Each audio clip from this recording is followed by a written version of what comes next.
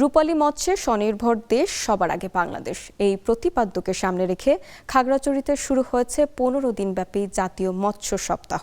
১৬ই আগস্ট থেকে শুরু হওয়া এই কর্মসূচি চলবে ৩০ আগস্ট পর্যন্ত।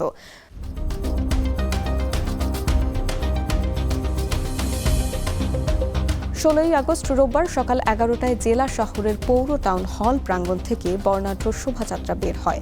শোভাযাত্রাটি প্রধান সড়ক ও শাপলা চত্বর প্রদক্ষিণ করে টাউন হল প্রাঙ্গণে এসে শেষ হয়।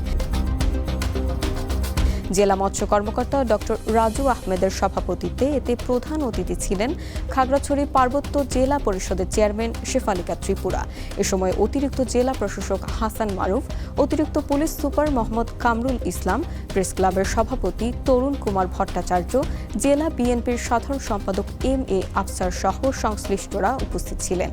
মৎস্য সপ্তাহ উপলক্ষে জেলার বিভিন্ন এলাকায় মৎস্য সম্পদ সংরক্ষণ, উৎপাদন বৃদ্ধি, আধুনিক মাছ চাষ প্রযুক্তি ও জনসচেতনতা তৈরিতে নানা কর্মসূচি পালন করা হবে।